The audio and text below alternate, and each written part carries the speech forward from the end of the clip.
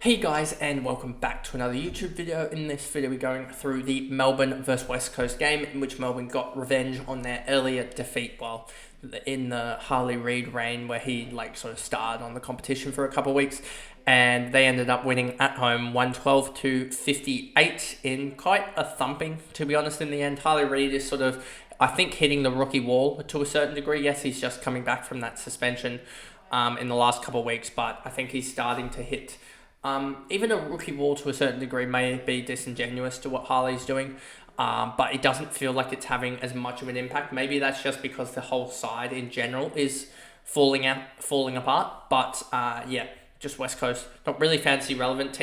West Coast aren't really a team that just kicks it around the back too much at the moment, and that means that they don't really get the ball too much, and because they're a bad side, they don't really have any good midfielders for fantasy relevance. So it's quite a weird one compared to North, who have all the fantasy relevance because they just kick around the back so much. They concede a lot of behind, so they get a lot of kickouts, etc. So anyway, before we jump into this video, remember to like and subscribe, turn the notification bell on so you know when I upload, and let's get into the recap. Trent Rivers, 1, 2, 3. This was totally the week where all the mid prices fired, and I looked to a certain degree a little bit dumb by saying don't go for the mid prices, but I'll say it like this. Trent Rivers, 101, 110, 62, 1, 2, 3. So he basically made up for the 62 there. 11, 34 points. So he's averaging 99 now since round 13. Not the worst, but that is about par for what a top defender's going to do, and he had to include 3 tons in that to get there, and a huge last quarter where in the last couple minutes he did have a little bit. So I'm not too worried about Trent Rivers, his ownership, or anything about that matter. I don't think he's going to be too fantasy relevant. He may have a couple of spike scores, but I don't expect him to be to go that large. And yeah, it is sort of Clayton Oliver being absolute dog water that he's actually doing something at the moment. So it will be interesting for the rest of the season how that pans out, but I don't expect him to, against better sides, do too well. Windsor, 114. And this is just a winger doing winger things. We saw in the last recap, Sharp's been shocking. Well, Windsor's been on the way up in the last little bit. And you just see, look at his last game, a 52 to a 114, a 44.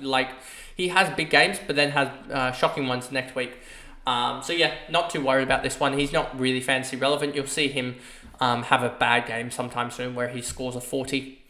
Van Rooyen, 103, he was absolutely dominant, but then again, look at Van Rooyen, 92, 103, but then a 48, 32, not fantasy relevant.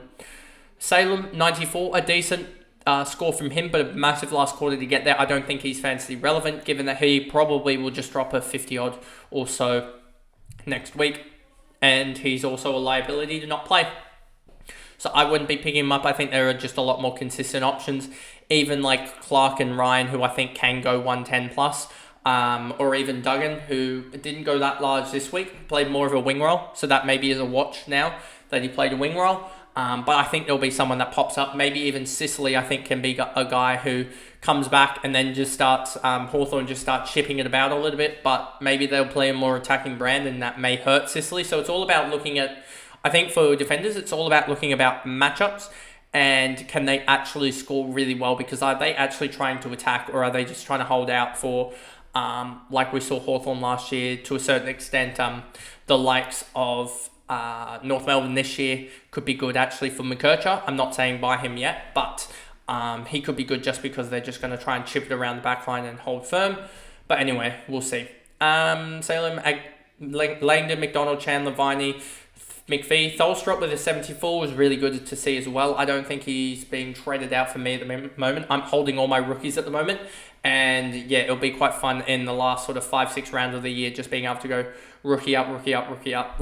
And potentially there is a chance now with all the rookies gaining a lot of cash quickly now that I do have a chance to get a 23rd premium, but I'm getting stung now with injuries that I can't actually get those rookies up. But at least I'm getting, I think, a rookie up this week and Fraser up to someone, so that'll be good.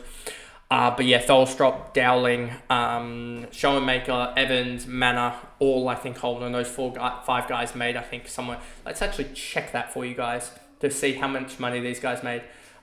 You've got Evans made 73, Lawson Humphreys made 61. Sean Madden made 76. So that's 149, 150, 210k.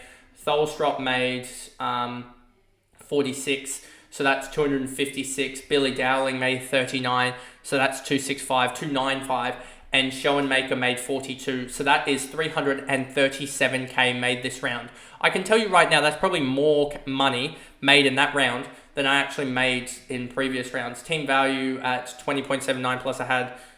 So yeah, I made, it was like 580k. So that's about the 2.13 million. So I made roughly the remaining cash that I have left in the bank here, 382k that round, which is more than I made in like round 6 and 7, which just shows the quality of my bench at the moment with these rookies. Neil Bullen, Moniz Wakefield, I thought he was really good as well. A really good sort of small defender, I would say, in a way.